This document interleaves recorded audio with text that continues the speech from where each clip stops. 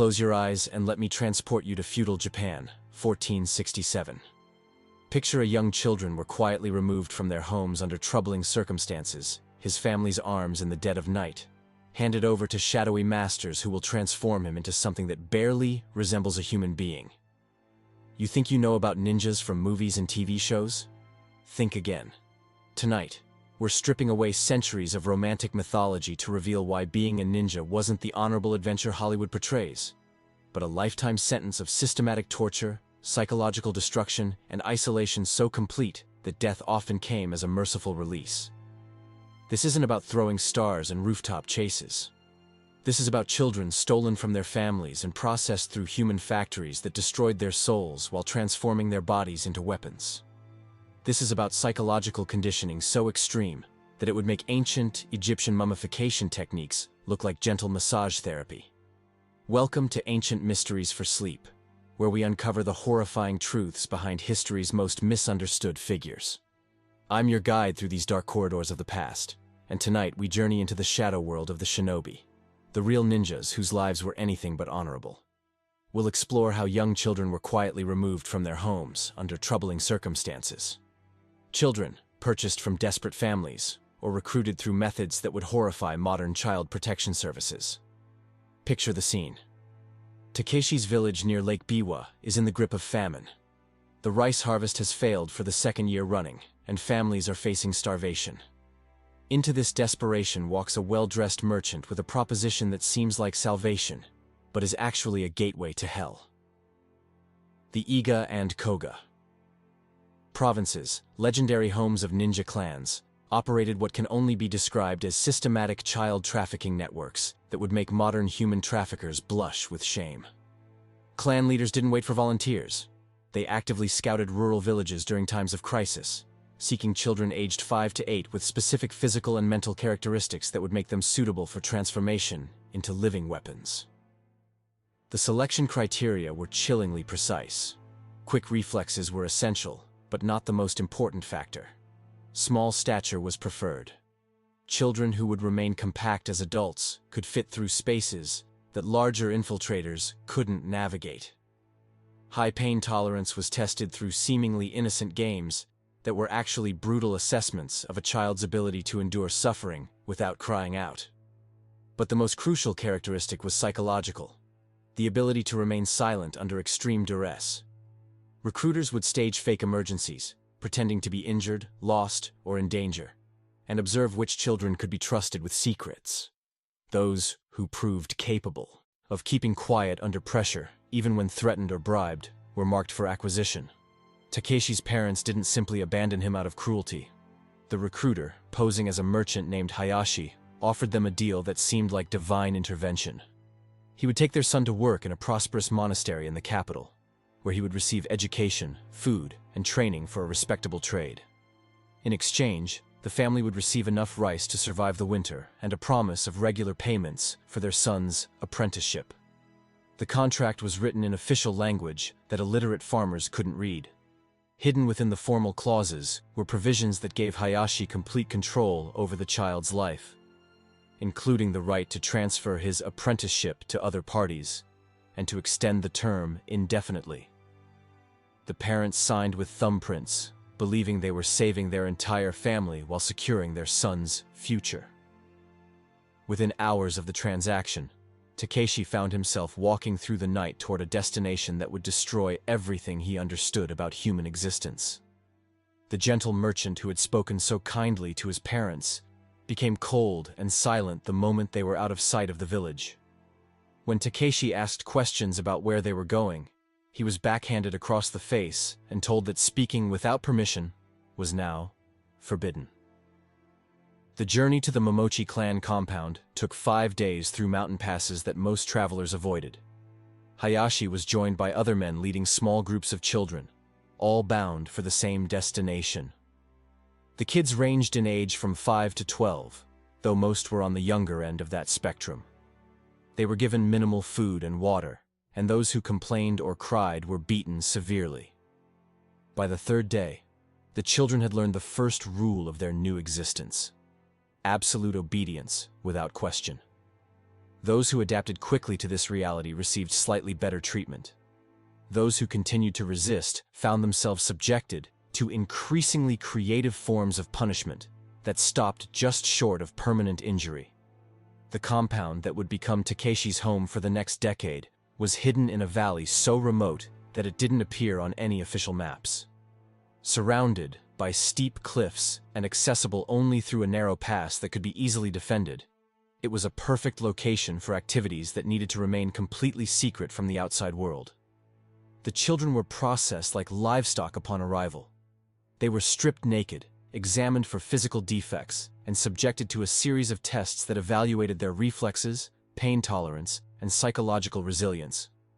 Those who failed these assessments were immediately separated from the group. Takeshi never learned what happened to them, but he never saw them again. The initial breaking process lasted exactly 30 days and was designed with the precision of a master craftsman destroying a work of art. Every element was calculated to sever the children's connections to their previous lives and identities, creating blank slates that could be programmed with new purposes. Takeshi and the other new arrivals were immediately forbidden from speaking their birth names. Instead, they were given numbers based on their order of arrival. Takeshi became number 23 and was told that his old name no longer existed. Anyone caught using their former name or that of another child was subjected to punishment that escalated with each offense. All personal possessions were confiscated and burned in ceremonial fires that the children were forced to watch. Toys, clothes, family tokens, everything that connected them to their former lives was destroyed, while masters explained that these attachments represented weakness that had to be eliminated. The children weren't allowed to look away or show emotion during these ceremonies. The living conditions were designed to break down individual identity and create complete dependence on the clan. Children were housed in cells barely large enough to lie down in, with no furnishings except a thin straw mat and a wooden bucket for waste. The cells were arranged so that the children could hear each other, but couldn't see or communicate directly. Food became a weapon of psychological control. The children received exactly enough nutrition to survive, but meals were irregular and unpredictable. Sometimes they would be fed twice in one day, other times they would go 2 days without food. This created a constant state of anxiety and made them grateful for any kindness from their captors. The masters understood that children's minds are incredibly adaptive, and they used this natural resilience against them. Each day brought new rules that contradicted the previous day's instructions. Children who had been praised for one behavior would be punished for the same action 24 hours later. This deliberate inconsistency prevented them from developing any sense of control or understanding of their environment. Sleep deprivation was used systematically to break down psychological resistance. Children were awakened at random intervals throughout the night for exercises that served no apparent purpose except to prevent rest. Those who fell asleep during daytime activities were beaten and forced to remain awake for additional hours. Within the first week, most children had stopped crying. By the second week, they rarely spoke unless directly questioned. By the third week, they moved through their daily routines like sleepwalkers, responding to commands but showing no initiative or personality. The transformation was so complete that visitors to the compound often mistook the children for some kind of trained animals rather than human beings. The most insidious aspect of the breaking process was how it turned the children against each other. Masters would randomly designate one child as responsible for the behavior of the others. If any child in the group broke a rule, the designated leader would be punished instead. This created an atmosphere of mutual surveillance and suspicion that made friendship impossible. Takeshi learned to watch his fellow prisoners with the same wariness he showed toward the guards. Any child who seemed to be forming emotional attachments was separated from the group or subjected to special punishments designed to demonstrate the futility of human connection. The message was clear. In this place, caring about another person would only lead to pain. But the physical deprivation was nothing compared to the systematic psychological conditioning that transformed innocent children into creatures that barely qualified as human. Master Ishikawa Gomen's training manual, discovered in 1876 during the Meiji government's investigation of former ninja sites, reveals techniques that modern psychiatrists recognize as some of the most sophisticated brainwashing methods ever documented. The manual, written in a mixture of Japanese and Chinese characters with coded passages that took decades to decipher, describes the human mind as a fortress that must be completely destroyed before it can be rebuilt according to new specifications. The authors had clearly studied human psychology with the same attention to detail that other craftsmen devoted to sword-making or pottery. The first phase of psychological conditioning involved what the manual calls empathy elimination. Children were subjected to emotional desensitization techniques that gradually separated action from emotion. The progression from insects to birds represented a crucial psychological threshold. Birds were more complex creatures that struggled visibly and made sounds of distress. Children were required to strangle them slowly while describing the process aloud in clinical terms. Those who couldn't complete this task were beaten and forced to repeat it until successful. The manual explains that this wasn't simply about creating callousness toward death. The exercises were designed to teach children that their emotional responses were obstacles to be overcome rather than natural reactions to be respected. By forcing them to act against their instincts repeatedly, the masters were systematically destroying their ability to trust their own feelings. The killing exercises culminated with cats and dogs, animals that many children had grown up with as companions. The psychological impact was deliberately devastating. Children were required to name their assigned animal, care for it for several days, and then kill it using methods that maximized the creature's suffering while minimizing visible external damage. Takeshi was assigned a small brown dog that reminded him of his family's pet back in the village. He was required to feed it, play with it, and sleep next to it for a week. Then, on the appointed day, he was given a thin wire and instructed to strangle the dog slowly while it looked into his eyes. The entire process was observed by multiple instructors who took notes on his technique and emotional state.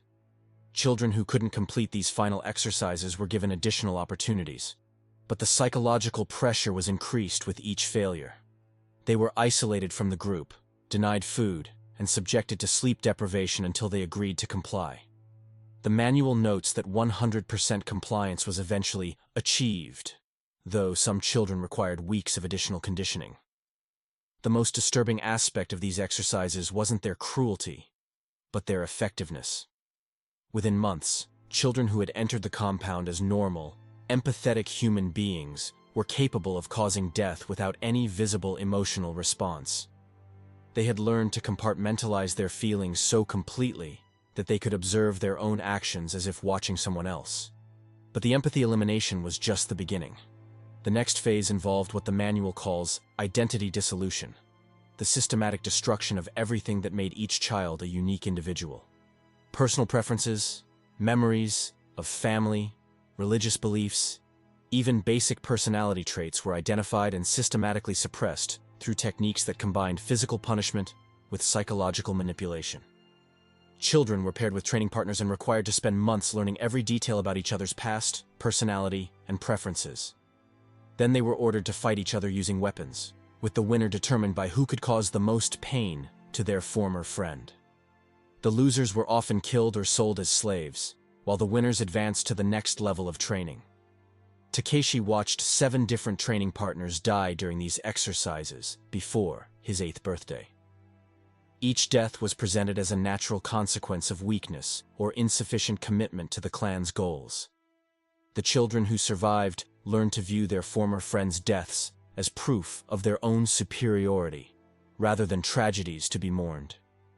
The psychological transformation was so complete that many children couldn't remember their original names or families within a year of arrival. They had become blank slates, ready to be programmed with new identities and purposes that served the clan's needs rather than their own.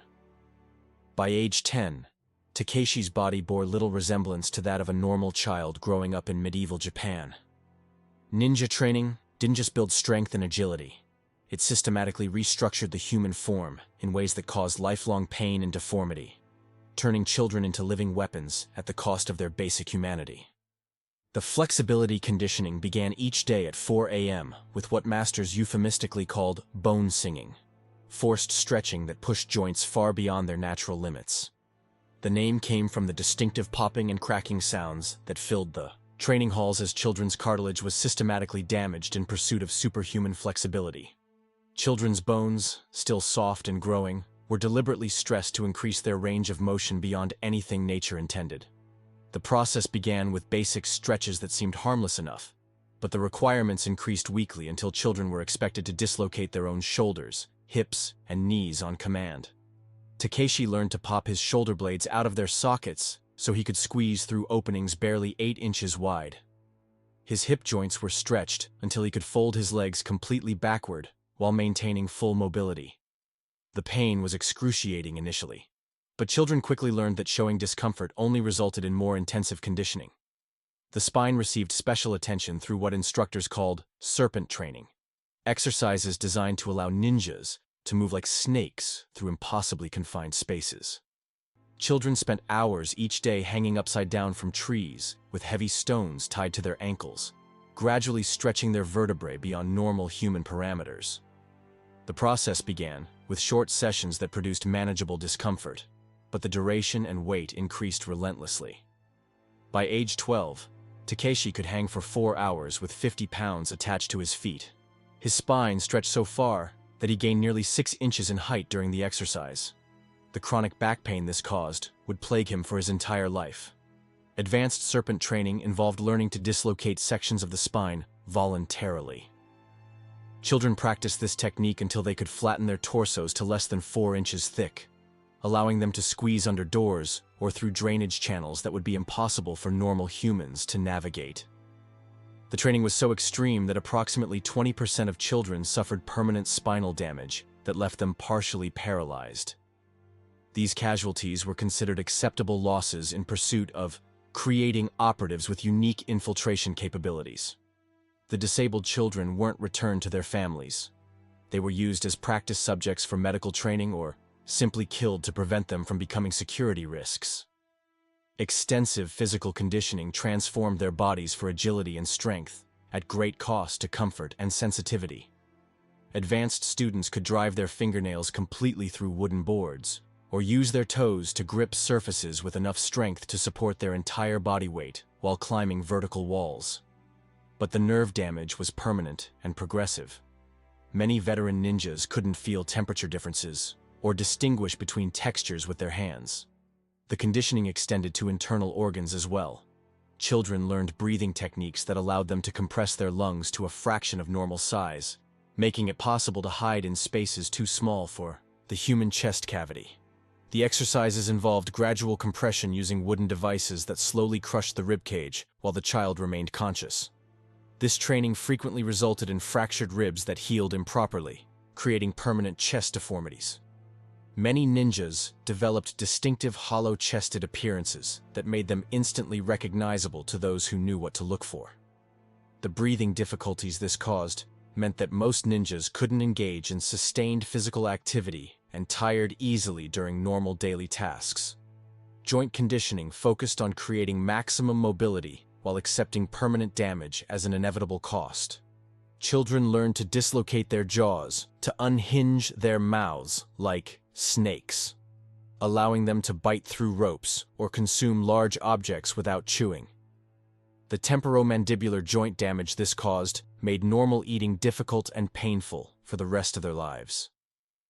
Shoulder dislocation training enabled ninjas to collapse their upper body profile and slip through restraints that would hold normal prisoners. The process involved gradually stretching the shoulder capsule until it could no longer maintain proper joint alignment. Advanced practitioners could dislocate both shoulders simultaneously and relocate them at will, though the chronic pain was constant and debilitating. The most disturbing aspect of this conditioning wasn't the physical damage itself, but the psychological conditioning that accompanied it. Children were taught to view their own bodies as tools to be modified rather than living systems to be protected. Pain became a measure of progress rather than a warning of damage. By age 12, Takeshi could no longer sleep lying flat because his modified spine couldn't support the position. He couldn't grip objects gently because his hands had been conditioned to function as striking weapons. He couldn't breathe deeply because his chest cavity had been permanently compressed. But he had been taught to view these limitations as signs of his superior training rather than evidence of systematic abuse. Perhaps the most horrifying aspect of ninja conditioning was the systematic poisoning that children endured to build immunity to the assassination tools of their trade. Starting at age 8, Takeshi and his fellow students received daily doses of arsenic, mercury, lead, and various plant toxins in gradually increasing amounts that pushed their developing bodies to the very edge of death. The process was overseen by clan doctors who had spent decades perfecting the balance between immunity-building doses and lethal exposure. Their detailed records, preserved in the Iga-ryu archives, read like the notes of sadistic experimenters rather than medical practitioners treating patients. The morning routine began with what instructors called medicine time, a euphemism that disguised the fact that children were being systematically poisoned as part of their training. Each child received a precisely measured dose of toxins mixed into rice porridge, with the amounts calculated based on their body weight, age, and previous tolerance levels. Arsenic was introduced first because it was the most commonly used poison in assassination work. The initial doses were barely detectable, less than would kill a mouse, but they increased by tiny increments every few days.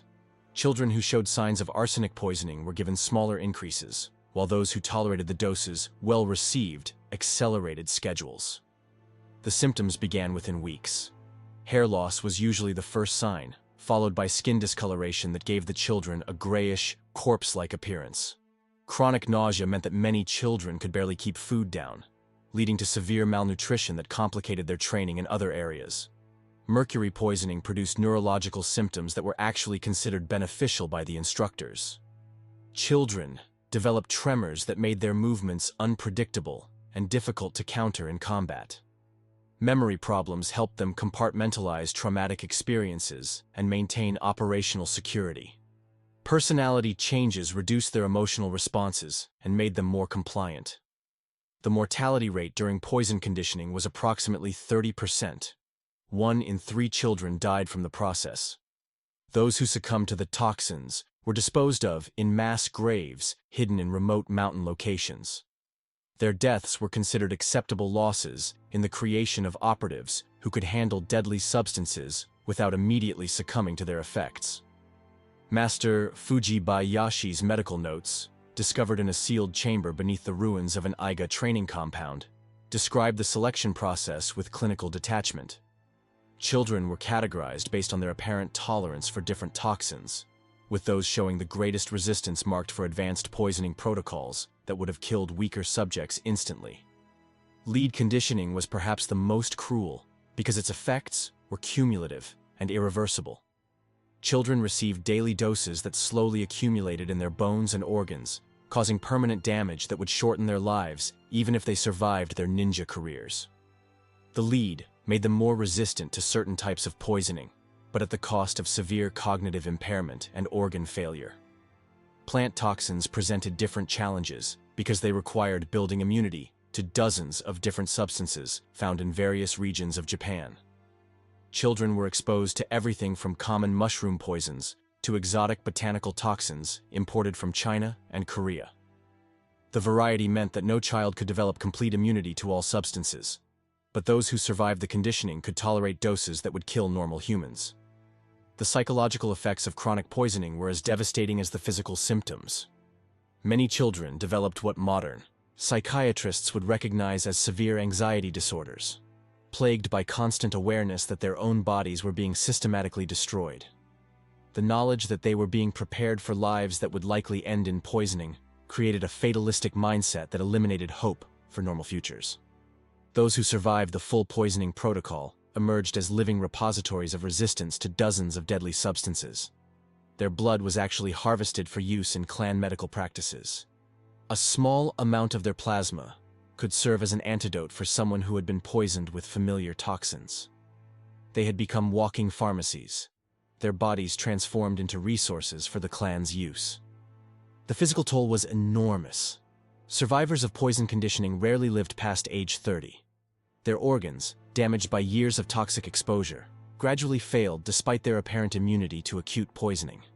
Liver disease, kidney failure, and neurological degeneration were virtually universal among veteran ninjas.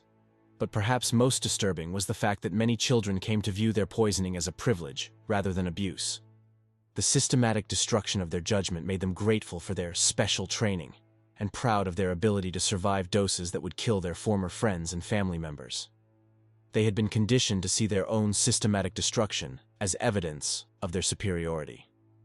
They were trained to endure extreme physical and mental strain, learning to control breath and movement in unnatural ways.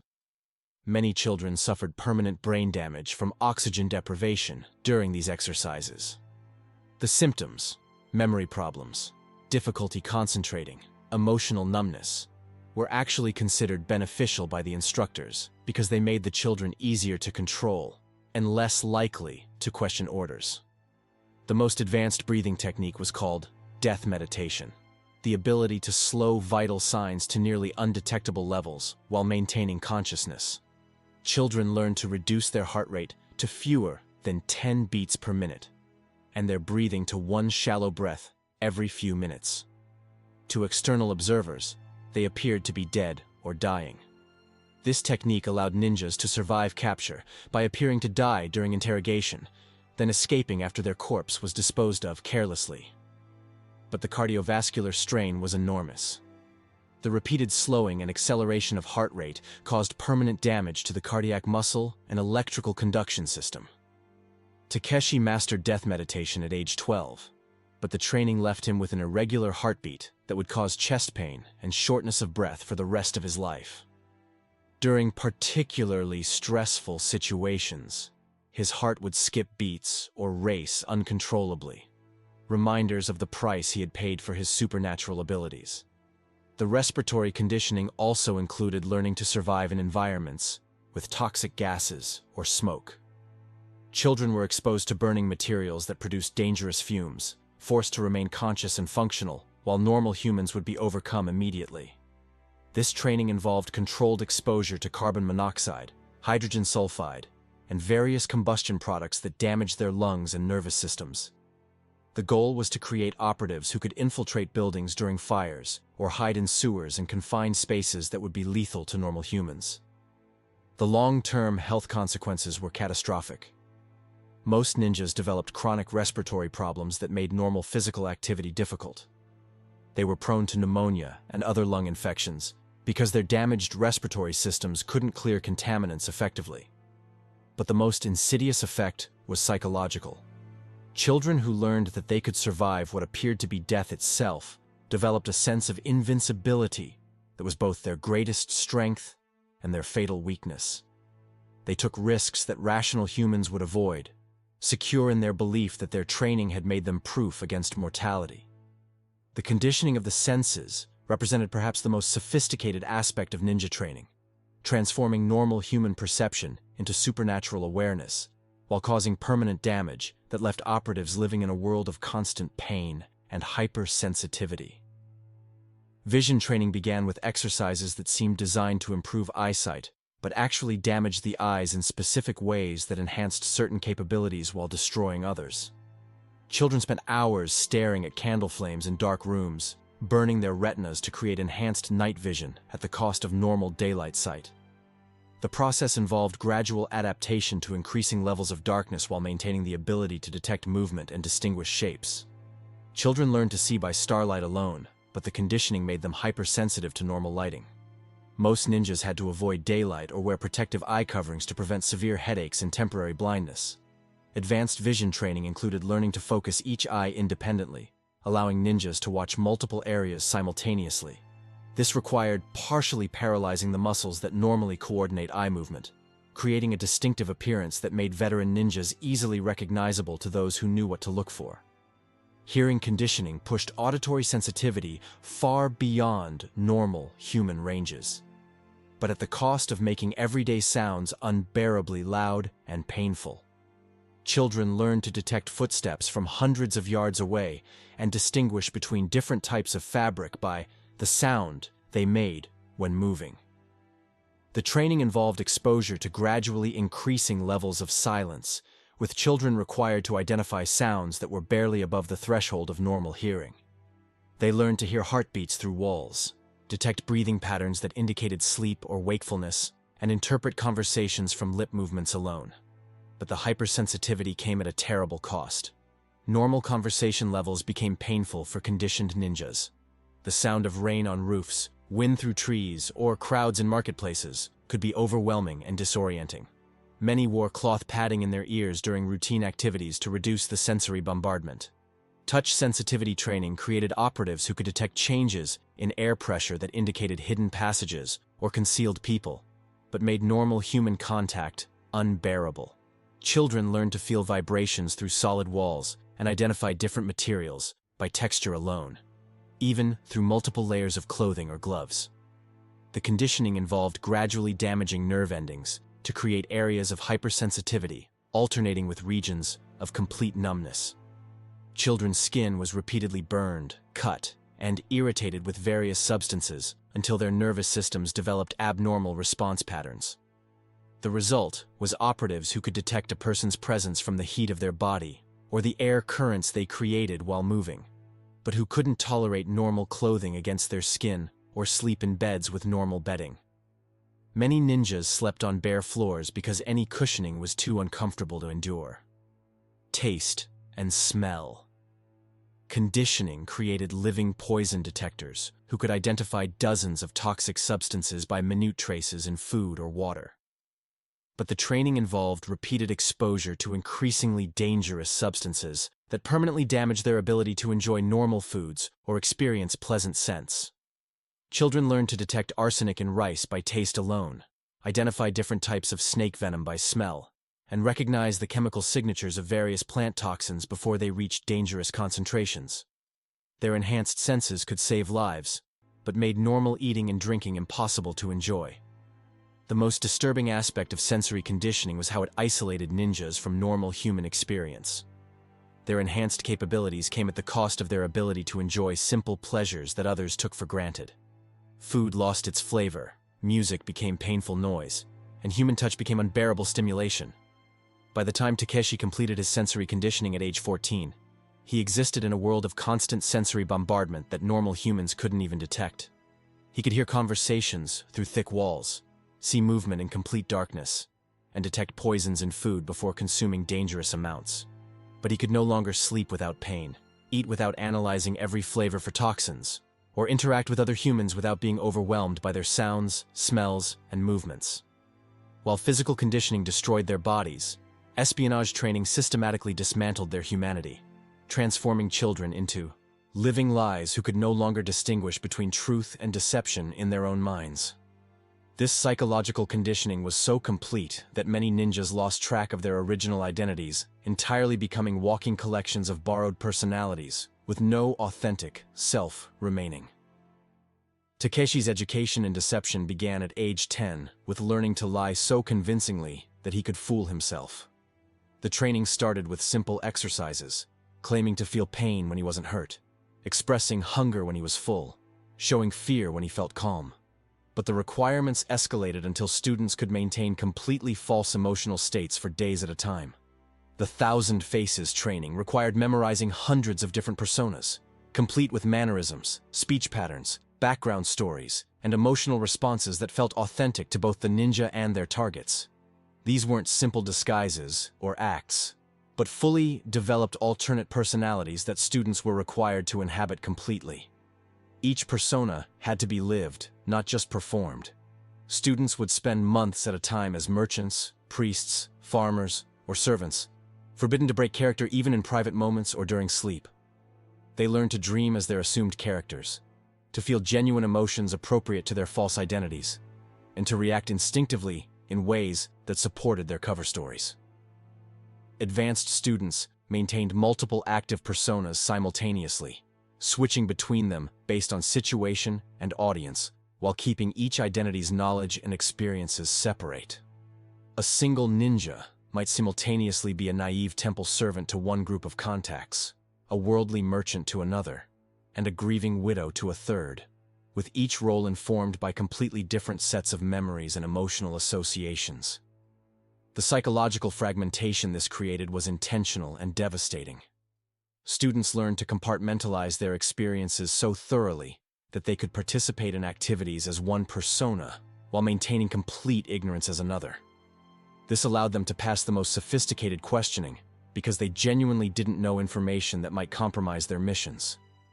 But the most disturbing aspect of identity training was how it was enforced. Students who showed signs of maintaining a core authentic self were subjected to intensive ego dissolution therapy that systematically attacked every aspect of their remaining original personality until nothing coherent remained.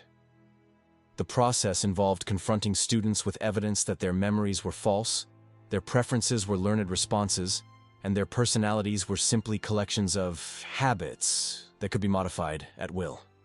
Masters would present detailed proof that the student's family had never existed, that their childhood memories were implanted fiction, and that their sense of self was an illusion that prevented them from achieving their full potential. Students who resisted this psychological assault were isolated and subjected to sensory deprivation, combined with constant questioning that challenged every aspect of their self-knowledge.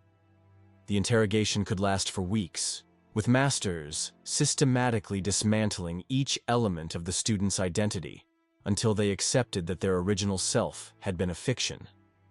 Takeshi underwent ego dissolution at age 12 after showing what instructors considered excessive attachment to memories of his family.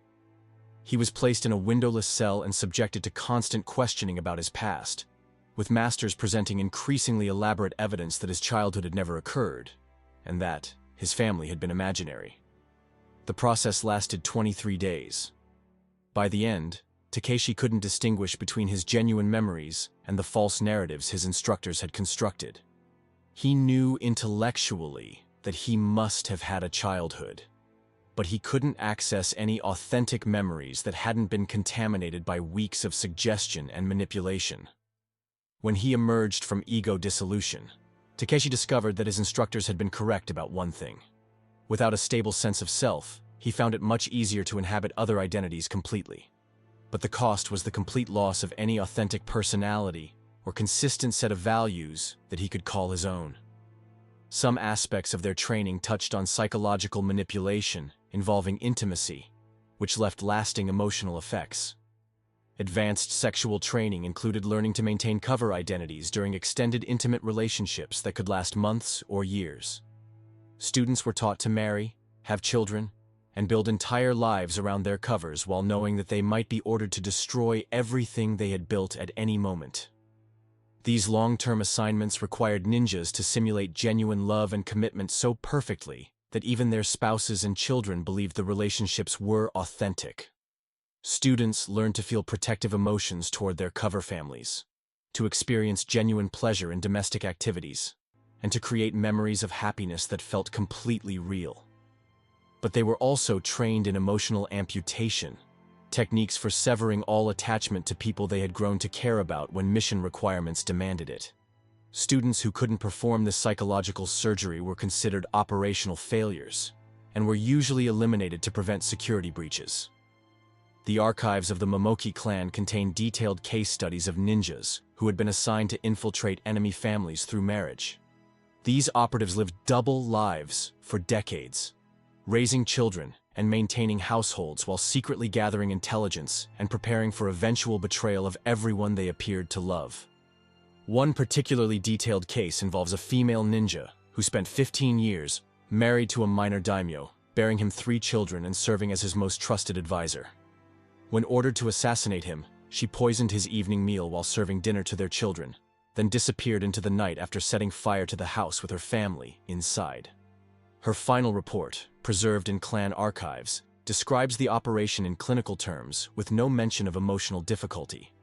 She had been so thoroughly conditioned that she could destroy her own children without experiencing psychological distress that would interfere with her escape and future operations. The long-term psychological effects of sexual training were catastrophic. Students who survived to adulthood were incapable of experiencing genuine intimacy or forming authentic emotional attachments. Their sexuality had been so thoroughly weaponized that they couldn't distinguish between performance and authentic feeling in their own responses. Many developed what modern psychiatrists would recognize as severe dissociative disorders, experiencing their own intimate relationships as if they were observing someone else's life. They could perform the behaviors associated with love and commitment, but they couldn't access the emotions that typically accompanied these actions.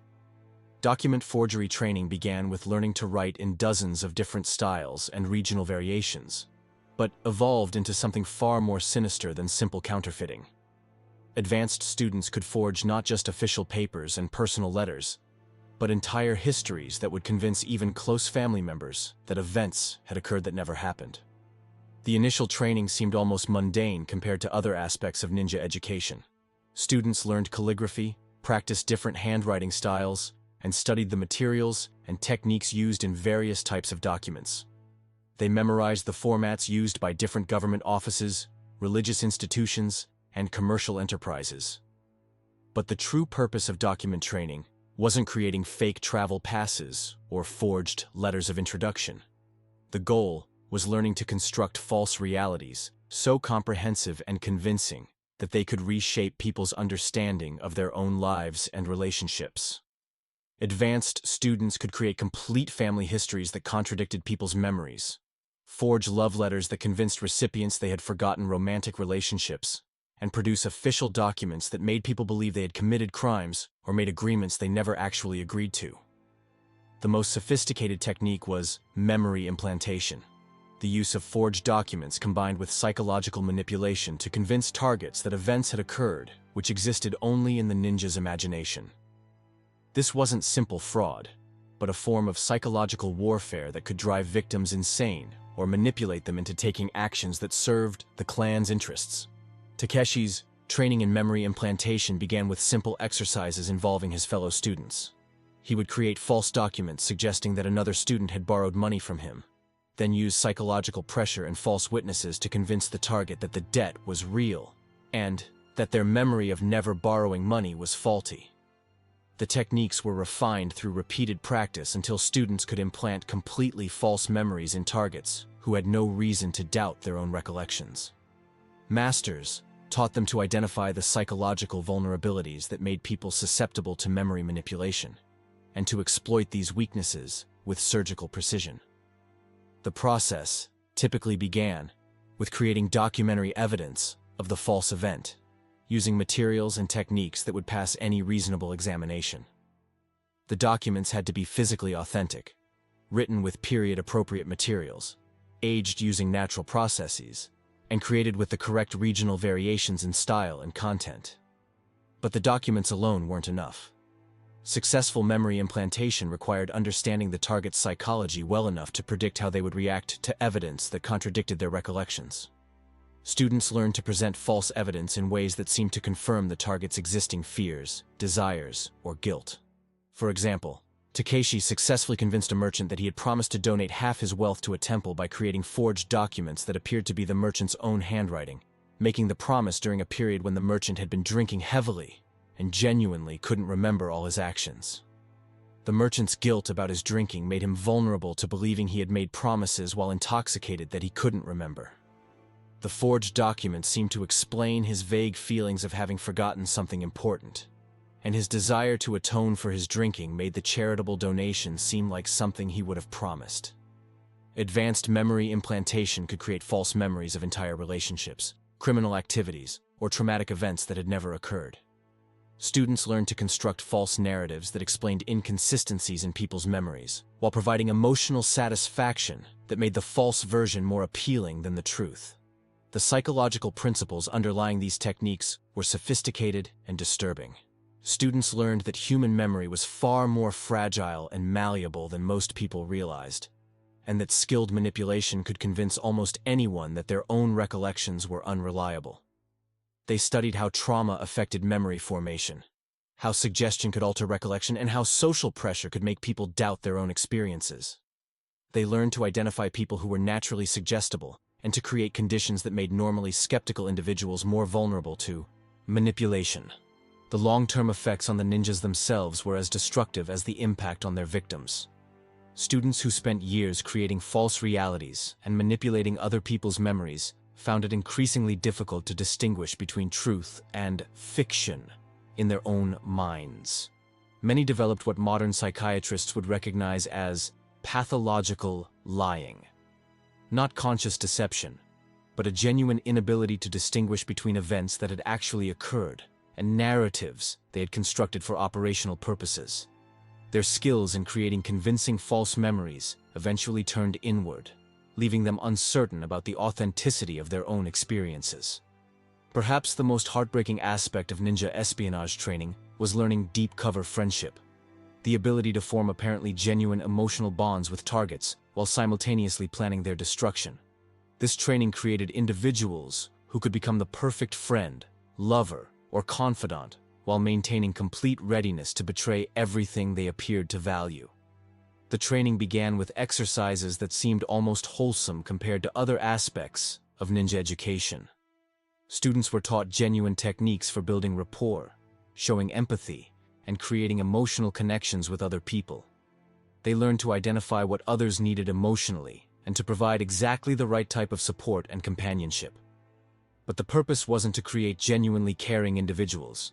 It was to teach students how to weaponize human emotional needs. They learned to identify people's vulnerabilities, insecurities, and desires, then to position themselves as the perfect solution to these emotional problems. Students practiced on each other, with some assigned to form genuine friendships, while others attempted to manipulate these relationships for specific goals. The exercises continued until students could maintain warm, supportive relationships while secretly working toward their friends' destruction without experiencing any internal conflict. Advanced training involved maintaining deep cover relationships that could last for years or even decades. Students learned to marry into target families, form business partnerships, or become trusted advisors while secretly gathering intelligence and preparing for eventual betrayal. These relationships weren't simple deceptions. They required genuine emotional investment and authentic caring, combined with the ability to compartmentalize these feelings completely when mission requirements demanded betrayal. Students had to learn to love genuinely while remaining prepared to kill without hesitation. The psychological techniques involved were sophisticated and devastating. Students learned to create emotional dependencies in their targets, making themselves indispensable sources of support, advice, and companionship. They became the friends their targets had always wished for, providing exactly the right combination of loyalty, understanding, and encouragement. But they were also trained to maintain detailed psychological profiles of their targets, documenting their fears, desires, and vulnerabilities for future exploitation. Every conversation was analyzed for intelligence value. Every shared confidence was recorded for potential operational use, and every expression of trust was evaluated as a tool for deeper manipulation. The most disturbing aspect of deep cover friendship training was how it affected the ninjas themselves. They learned to feel genuine affection for their targets while simultaneously planning their destruction, creating a form of emotional compartmentalization that bordered on multiple personality disorder. Students who succeeded at this training often lost the ability to form authentic relationships outside of operational contexts. They had learned to associate emotional intimacy with betrayal so thoroughly that they couldn't experience genuine friendship without automatically calculating how it could be exploited. By the time Takeshi completed his espionage training, he was capable of becoming anyone's perfect friend while feeling nothing authentic toward them. He could provide exactly the emotional support they needed, anticipate their desires, and make them feel understood and valued, all while preparing to destroy them when ordered. But the cost was the complete loss of his own ability to trust or be trusted. He had learned to view every human relationship as a potential operation, every expression of care as a possible manipulation, and every moment of emotional intimacy as a strategic opportunity. The art of false friendship had made genuine friendship impossible. By age 16, Takeshi had become a fully operational ninja, but his masters considered him nothing more than an expensive tool to be used until broken, then discarded without sentiment. Clan records reveal the cold mathematics behind ninja missions. A 60% casualty rate was considered acceptable for routine operations, rising to 90% for high-priority targets that threatened clan interests or promised significant rewards. Unlike samurai, who fought for honor and expected to survive their battles to tell the tale, ninjas were specifically trained and psychologically conditioned for suicide missions. The most valuable operations required the operative's death to succeed, either through self-destruction to eliminate evidence or through capture and torture that they were expected to endure without revealing clan secrets. The clan's operational planning documents, discovered in 1923 during renovation of a temple that had been built over a former ninja compound, read like modern military casualty projections, combined with business cost-benefit analyses. Each mission was evaluated based on potential intelligence value, political impact, and financial return, balanced against the expected cost in operatives and equipment. Master strategists maintained detailed actuarial tables showing life expectancy for different types of ninjas based on their specializations and deployment histories. Infiltration specialists averaged 8 years of active service before death or permanent disability. Assassins lasted an average of 3 years. Those who specialized in torture and interrogation had the longest careers, often 15 to 20 years, but suffered the most severe psychological damage and highest suicide rates. The ghost protocols were perhaps the most chilling aspect of ninja operations. These were missions where the operative was never intended to return alive, with success measured not by survival, but by mission completion and the complete absence of any evidence connecting the operation back to the sponsoring clan. Operatives selected for ghost protocols were typically those who had been compromised in some way, captured and released, injured enough to affect their performance, or showing signs of psychological breakdown that might make them security risks. Rather than retirement or medical treatment, they were given suicide missions that eliminated both the operational target and the potentially problematic ninja. Families were told that their sons or daughters had died in training accidents or succumbed to illnesses contracted during routine missions. The ninjas themselves were often unaware that their final assignments were designed to ensure their deaths. They died believing they were serving the clan's interests, unaware that their primary value lay in their silence rather than their success. Takeshi's first Ghost Protocol mission came at age 17, though he wouldn't understand its true nature until much later. He was ordered to infiltrate the castle of a rival daimyo, poison the lord's entire family during a ceremonial dinner, and then consume enough of the same poison to kill himself before he could be captured and interrogated. The plan was coldly elegant in its simplicity. Takeshi would pose as a servant bringing a special ceremonial dish to honor the daimyo's ancestors. The food would be laced with a delayed action poison that would allow him to serve multiple courses before the effects became apparent. By the time the poison took effect, Takeshi would have consumed a massive dose that would kill him before the dying daimyo's guards could extract any useful information. From the clan's perspective, the mission was perfectly designed. The target family would be eliminated, eliminating a political rival and creating opportunities for clan allies to seize their territory. Takeshi would die before he could reveal clan involvement, making retaliation impossible.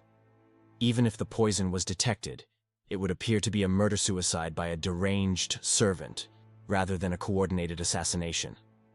The mission proceeded exactly as planned.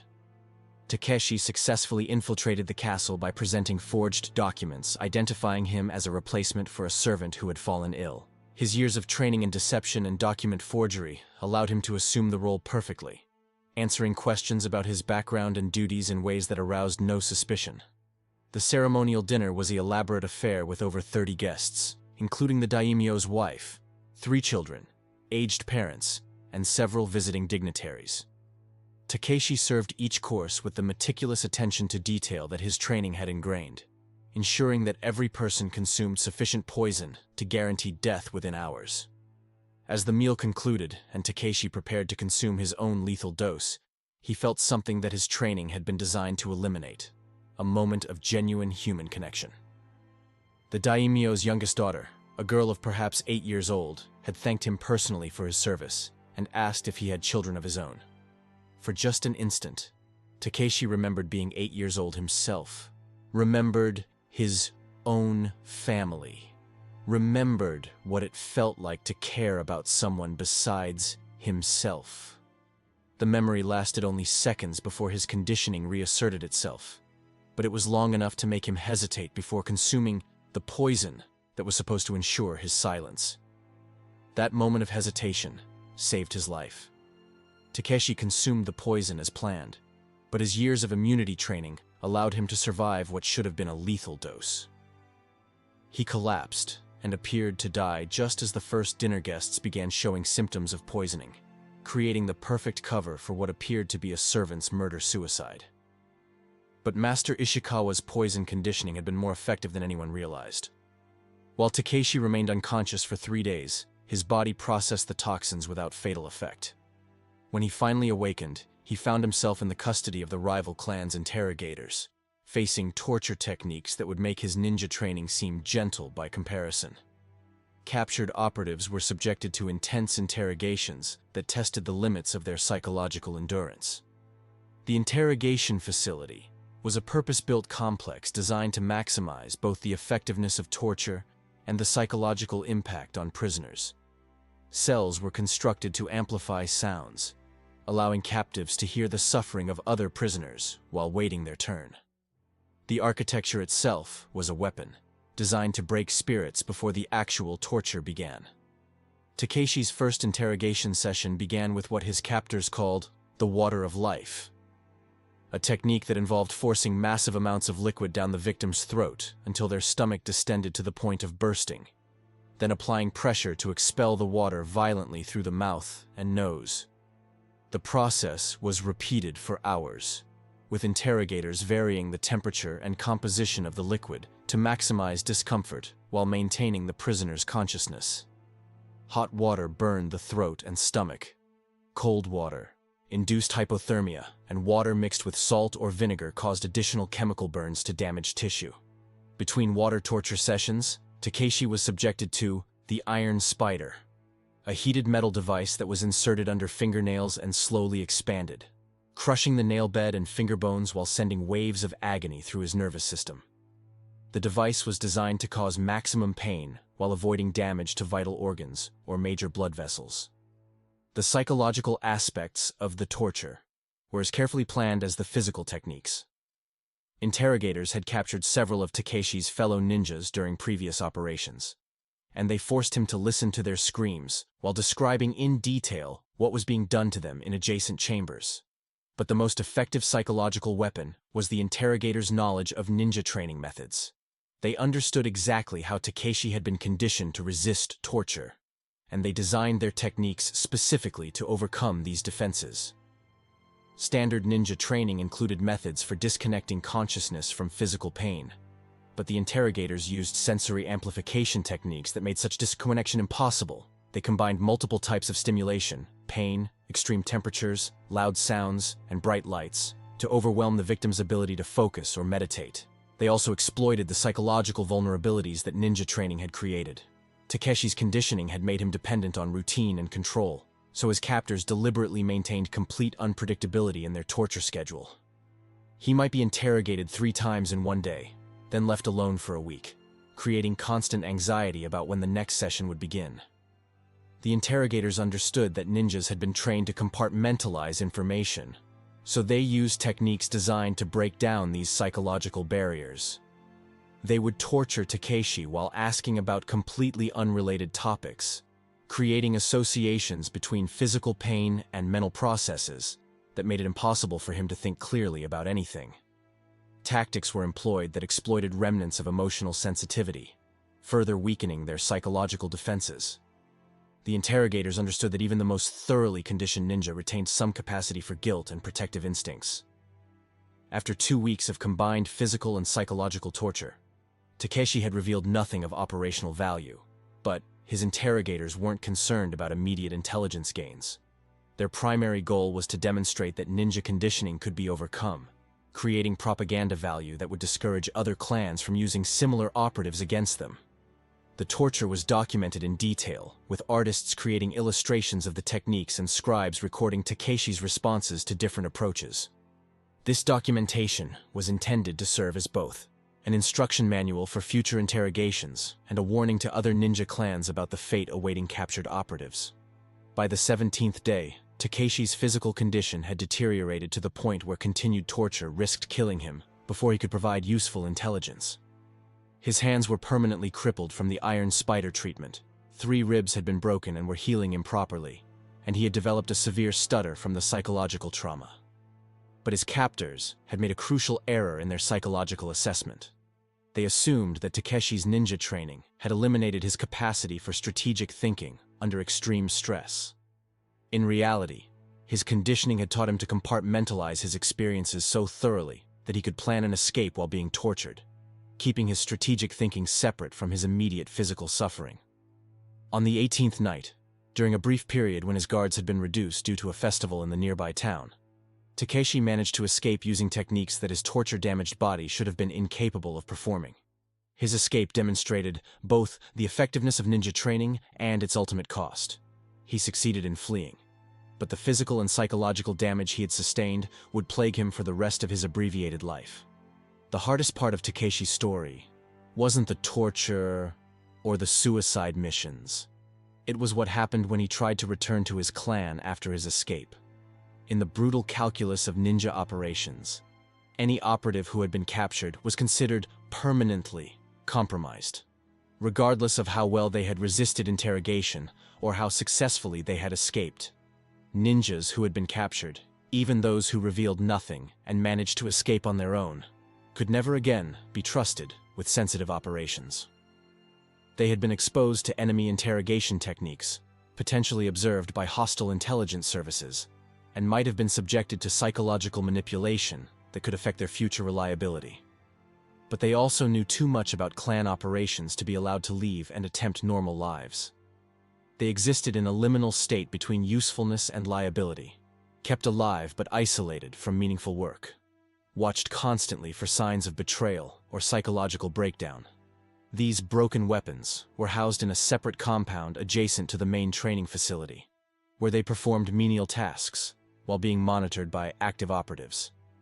They couldn't form relationships with current students, couldn't leave clan territory without escorts, and couldn't discuss their experiences with anyone, even other broken weapons.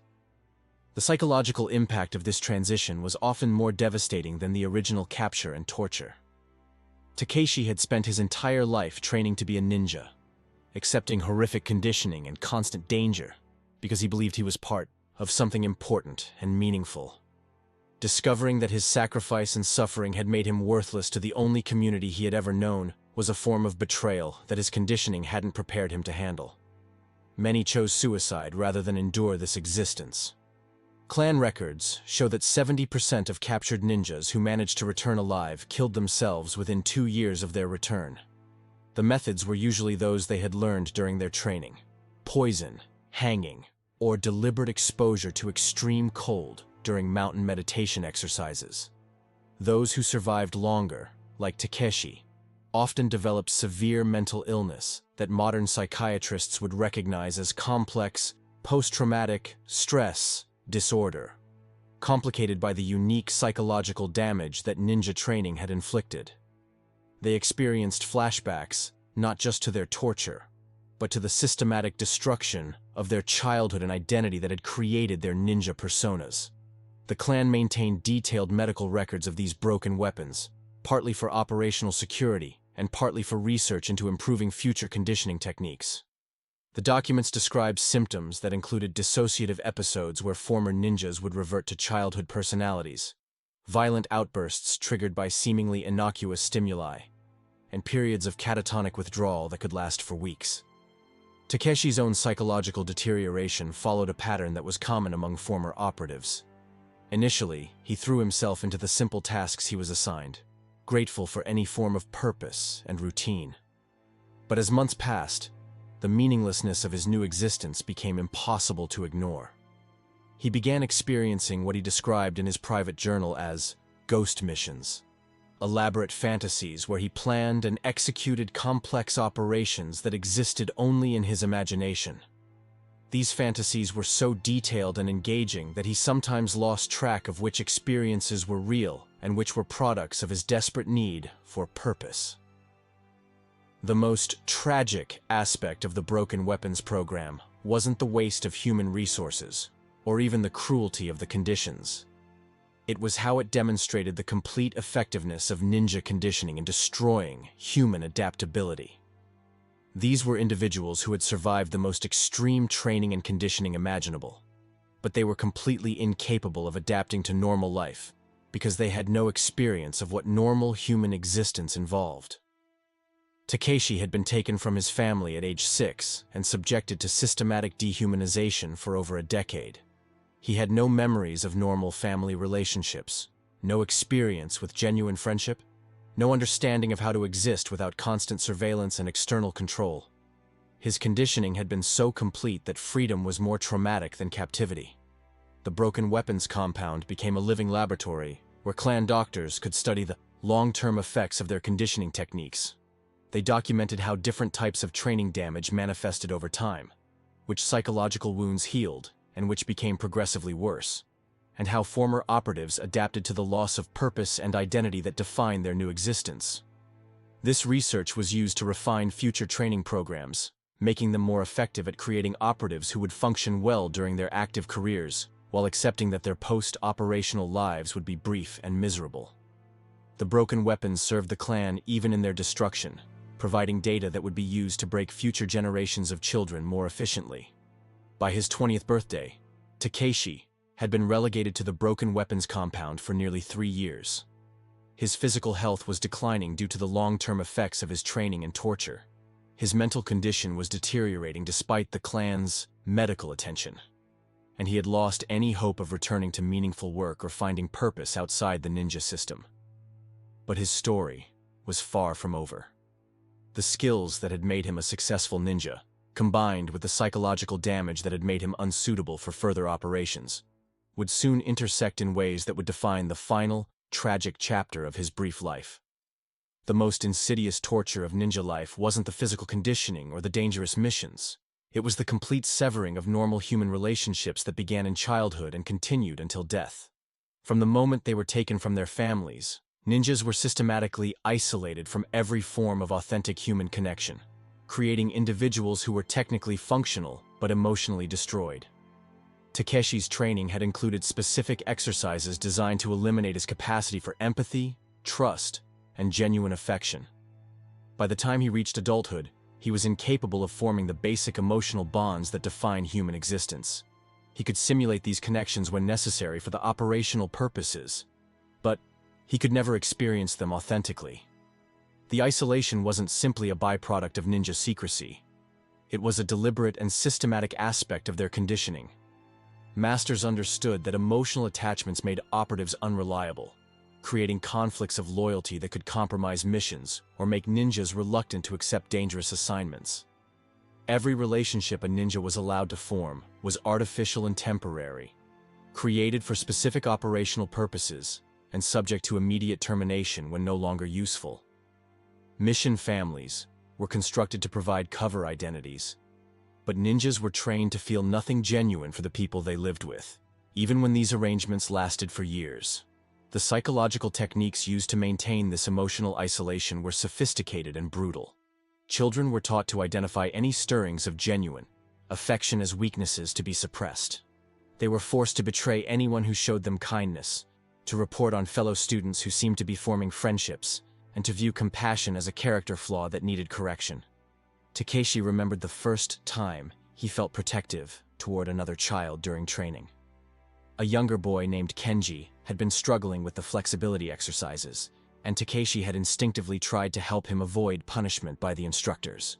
Within hours, Takeshi had been isolated and subjected to intensive conditioning designed to eliminate these unprofessional emotional responses. The conditioning involved forced observation of Kenji being subjected to increasingly severe punishments, while Takeshi was repeatedly told that his attempt to help had caused this suffering.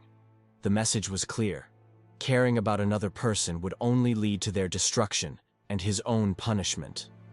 This lesson was reinforced through dozens of similar exercises over the years. Any student who showed signs of forming emotional attachments found those relationships systematically destroyed, usually through the death or disappearance of the other person. The psychological impact was devastating and intentional. Students learned to associate emotional connection with loss and betrayal. Advanced students were required to participate in what instructors called empathy elimination exercises, scenarios where they were forced to choose between completing their assigned tasks and helping fellow students who were in genuine distress. Those who chose to help were punished along with those they had tried to assist, while those who ignored suffering were rewarded with better treatment and advancement in training. The exercises became progressively more extreme as students advanced through their conditioning. Takeshi was eventually required to watch other students being tortured without reacting, to participate in the killing of wounded classmates, and to betray anyone who showed him personal loyalty or friendship. By his teenage years, Takeshi had learned to suppress his emotional responses so completely that he experienced other people as objects rather than fellow human beings. He could analyze their motivations, predict their behaviors, and manipulate their responses, but he felt nothing authentic toward them. This emotional numbness extended to his relationship with himself. Ninjas were taught to view their own bodies as tools to be used and discarded, rather than living systems to be protected. They learned to ignore pain, suppress fear, and treat their own welfare as less important than mission objectives. The few relationships ninjas were permitted were carefully controlled and monitored by their instructors. These connections were always hierarchical, between master and student or between senior and junior operatives, and were designed to reinforce clan loyalty rather than provide genuine human companionship. Even these artificial relationships were subject to sudden termination when they were no longer operationally useful.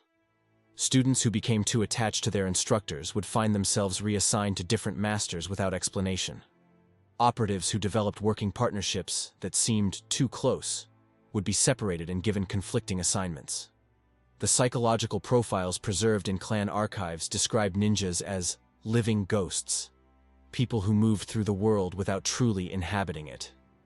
They could navigate social situations when necessary, but they experienced these interactions as performances rather than genuine human connections. Many developed elaborate internal fantasy lives as an escape from their emotional isolation. These imaginary relationships provided some relief from the constant loneliness, but they also represented security risks that had to be carefully managed by clan psychologists. The archives contain detailed case studies of ninjas who had developed what modern psychiatrists would recognize as dissociative identity disorders, creating multiple personalities to provide themselves with the companionship they were denied in reality. These internal relationships were often more vivid and emotionally satisfying than any interactions they had with actual people.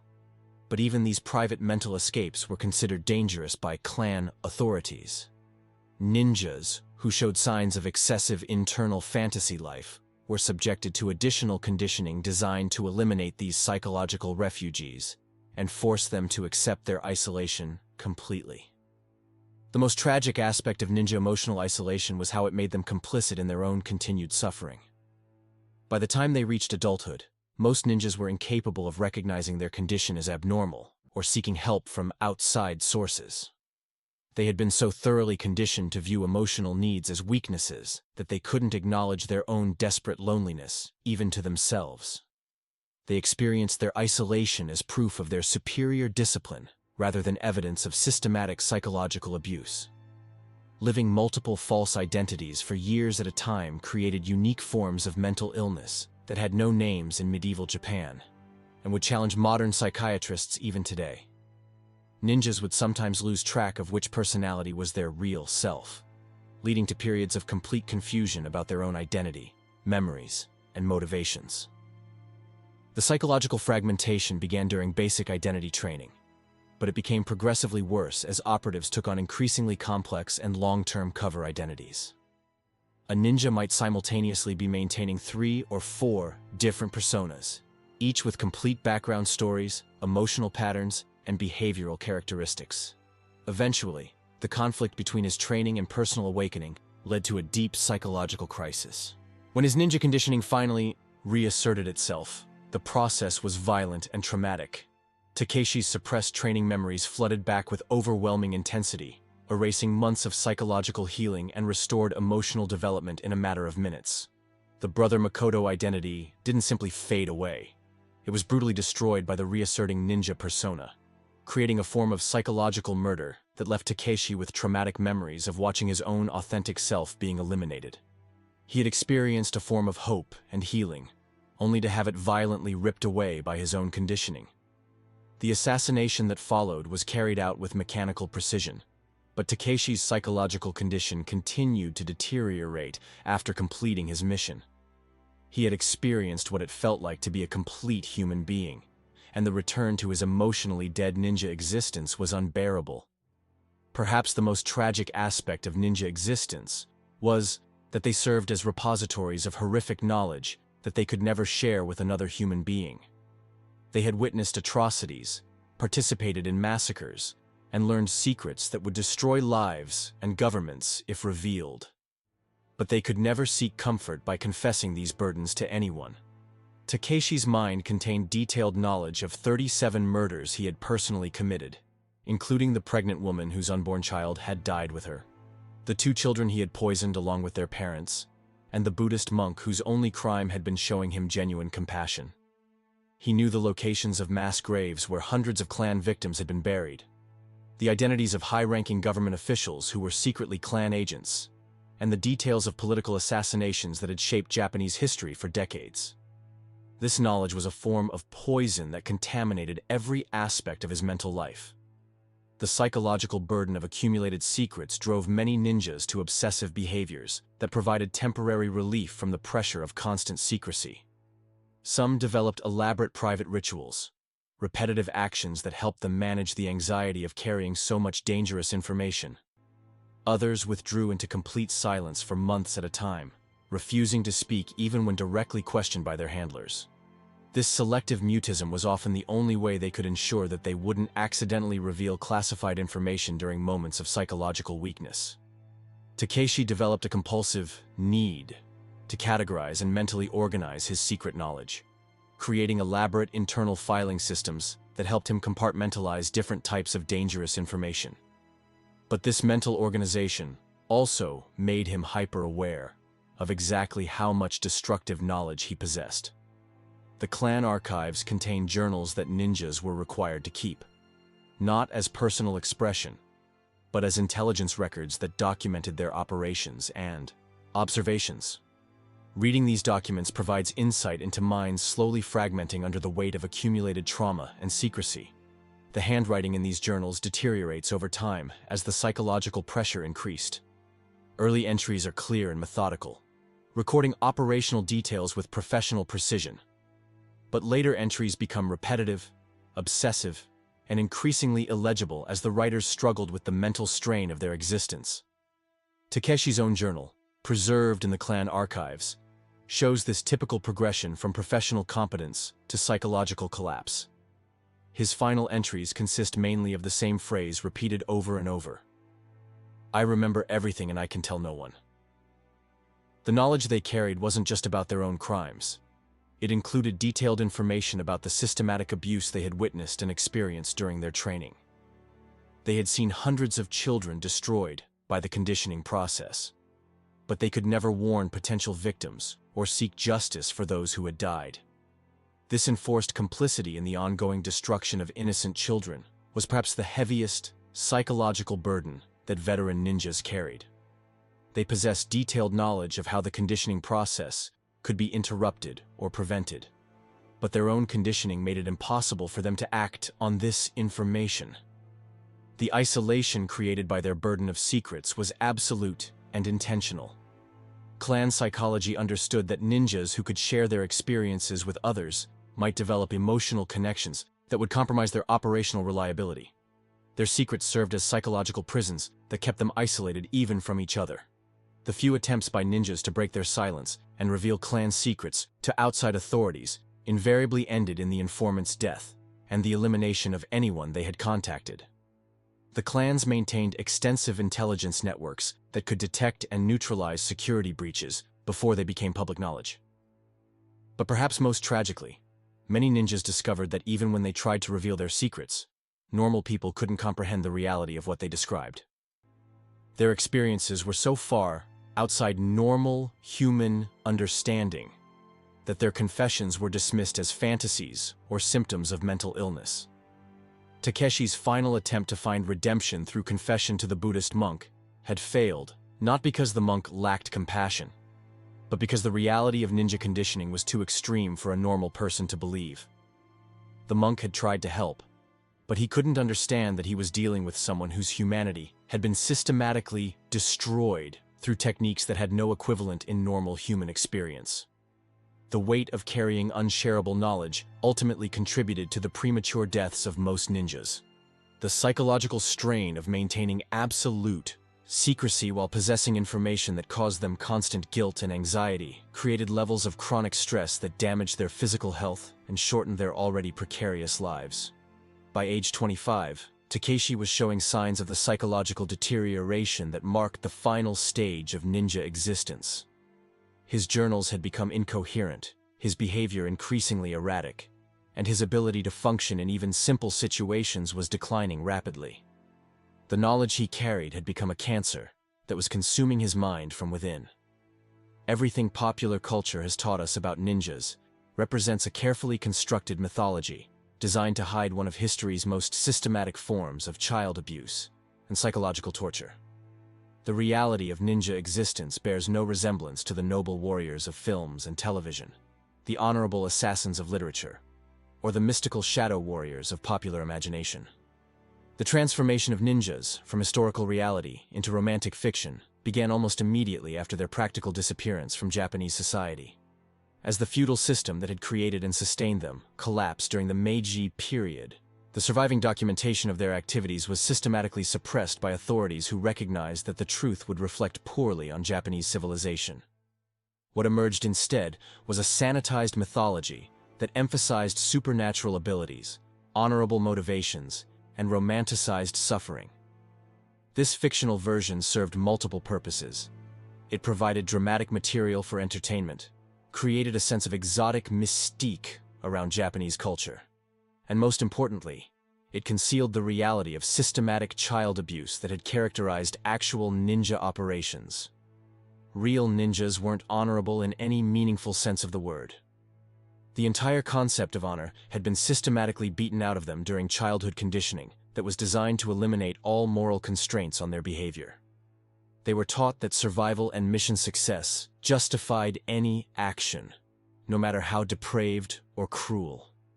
Rape, child murder, torture, and betrayal weren't moral failings for ninjas. They were job requirements that they performed without emotional response because their capacity for moral judgment had been deliberately destroyed. The code of Bushido that supposedly governed samurai behavior was explicitly rejected in ninja training as a weakness that made warriors predictable and vulnerable. The popular image of ninjas as skilled martial artists fighting with honor and precision is particularly absurd when compared to historical reality. While ninjas could fight when necessary, their primary training was in assassination, poison, and psychological warfare. They were taught to avoid fair fights whenever possible, and to use deception, surprise, and overwhelming advantage to eliminate their targets. A ninja's greatest weapon wasn't a sword or throwing star. It was their ability to appear completely harmless while planning their target's destruction. They were masters of seeming vulnerable, innocent, or trustworthy, using these appearances to get close enough to their victims to strike without warning or resistance. The famous ninja weapons that appear in movies and video games were indeed real, but they weren't mystical tools of honorable combat. They were instruments of terror designed to kill quietly while creating maximum psychological impact on witnesses and potential future targets. Throwing stars, shuriken, weren't primarily weapons at all. They were tools for creating distraction, marking locations, or causing minor injuries that would slow pursuers. When used as weapons, they were typically coated with poison or feces to cause infection rather than immediate death. The grappling hooks and collapsible ladders that feature prominently in ninja fiction were designed for breaking into homes to murder sleeping families, not for dramatic rooftop chases or heroic rescues. The smoke bombs and flash powders were used to escape after committing atrocities, not to make dramatic entrances during honorable battles. Perhaps most offensive is the popular portrayal of ninjas as freedom fighters opposing tyranny or defending the innocent. Historical ninjas served whoever paid them, often simultaneously betraying multiple employers while advancing their own clan's interests. They had no political beliefs beyond operational necessity, no moral code beyond clan loyalty, and no concern for justice beyond their own survival. The romantic image of ninjas sacrificing themselves for noble causes is contradicted by every surviving historical document. They were mercenaries who specialized in the systematic destruction of social bonds, family relationships, and political stability. Their activities made society more dangerous and unpredictable, not more just or free. The mystical abilities attributed to ninjas in popular culture were simply the results of systematic physical and psychological conditioning that pushed human physiology to its limits while accepting permanent damage as an acceptable cost. Their supernatural flexibility came from deliberately dislocating joints. Their enhanced senses resulted from damaging normal sensory organs. Their poison immunity was achieved through years of systematic poisoning that shortened their lives and damaged their organs.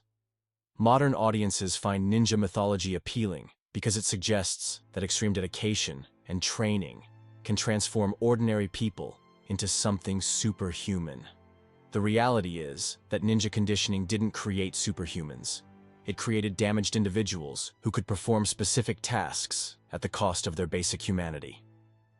The philosophical and spiritual elements that popular culture associates with ninja training are particularly false. Real ninja conditioning was designed to eliminate spiritual development, philosophical inquiry, and moral reasoning. Students who showed interest in religion, ethics, or abstract thinking were subjected to additional conditioning to suppress these tendencies.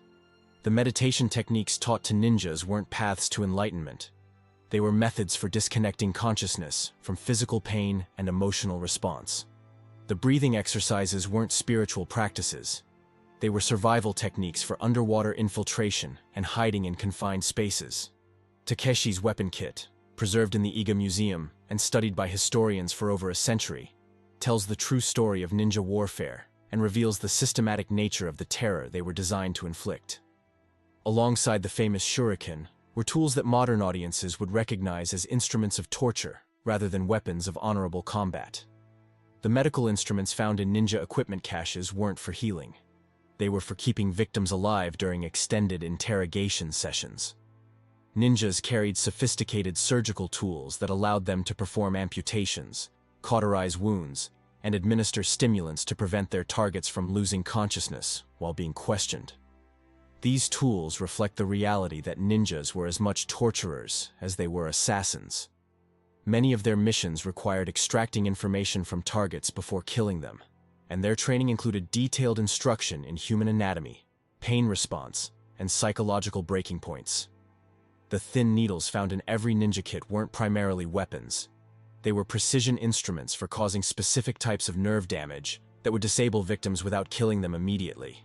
A ninja could paralyze someone's arms, legs, or vocal cords with strategically placed needle punctures, leaving them helpless but conscious during interrogation. The powders and chemical compounds in ninja equipment weren't just poisons. They were a complete arsenal of substances designed to cause temporary blindness, hallucinations, paralysis, or respiratory distress. These weren't lethal doses, but carefully measured amounts that would incapacitate targets while keeping them alive for questioning. The most disturbing aspect of ninja chemical warfare was its sophistication. They understood drug interactions, dosage calculations, and delivery methods that wouldn't be formally recognized by medical science for centuries. Their knowledge of human biochemistry was advanced enough to create custom drug cocktails for specific types of victims. The water spider shoes that allowed walking on water weren't mystical artifacts. They were practical tools that ninjas used primarily for escaping after committing mass murder. The ability to cross water without using bridges or boats allowed them to flee crime scenes along routes that couldn't be tracked by pursuing authorities. Similarly, the collapsible ladders and grappling hooks were designed for infiltrating buildings where entire families would be killed in their sleep. These weren't tools of heroic adventure. They were burglary equipment optimized for mass murder operations. The textiles and rope found in ninja kits included specialized materials for restraining victims during torture sessions. The rope was treated with substances that would cause additional pain when it contacted skin, and the cloth was designed to muffle screams without completely preventing breathing.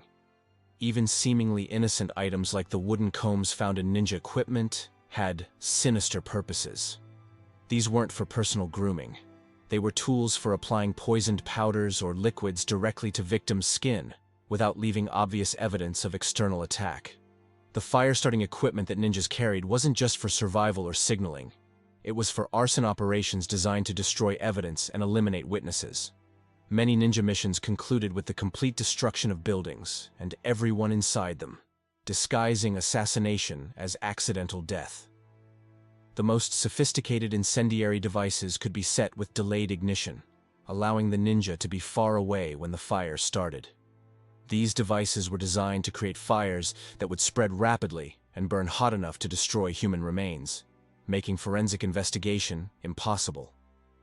Perhaps most chilling were the forgery materials found in every ninja kit.